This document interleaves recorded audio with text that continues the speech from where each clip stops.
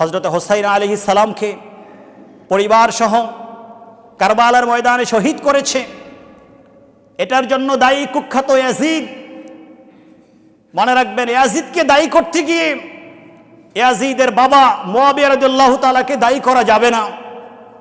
আহলে সুন্নাত ওয়াল জামাত ইজমা হয়েছে, ওনাদের একমত হয়েছে, ছেলের কারণে বাবা দায়ী হবে না।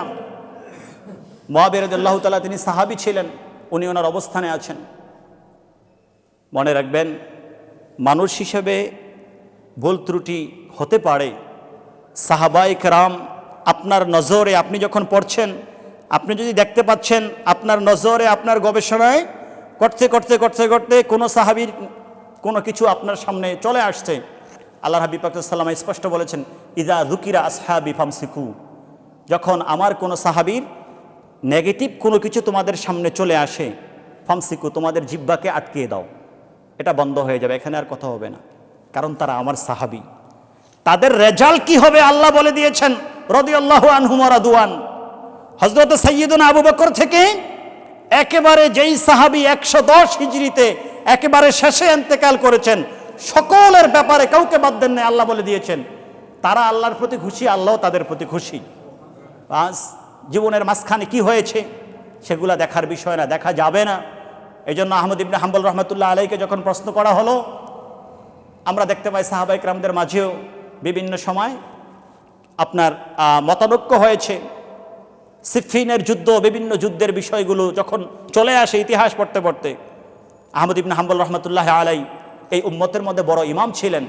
ইমামে আজম আবু হানিফা রহমতুল্লাহ আলাই, ইমাম শাফি, ইমাম মালিক রহমতুল্লাহ আলাই, মাযহাবের ইমামগণ, মুফাসসির, মুহাদ্দিস আরও যারা আছেন, স্পষ্ট বলে দিয়েছেন, তিলকা দিমাউন তাহহারাল্লাহু আলসিনাতানা আনহা, ওই পবিত্র রক্তগুলো, পবিত্র জাতগুলো থেকে আল্লাহ আমাদের জিহ্বাকে হেফাজত করুন, আমরা যেন ওই পবিত্র জাতগুলোর সমালোচনা না করে আমরা আমাদেরকে ক্ষতিগ্রস্ত না করি। তারপরে বলেছেন, তিলকা উম্মাতুন কদ খালাত লাহা মা কাসাবাত ওয়া লাকুম মা কাসাবতুম ওয়া লা তুসালুনা আম্মা কানু ইয়ামালুন। শোনো, ওই উম্মত যা করে গিয়েছে, ওনারা ওনাদের রেজাল্ট পেয়েছে, জান্নাতে পৌঁছে গেছে ওনারা, আর তোমাদেরকে কখনো তাদের ব্যাপারে জিজ্ঞেস করা হবে না, তোমাদেরকে জিজ্ঞেস করা হবে তোমরা কি করছো। এই জন্য নিজের চিন্তা নিজে করো।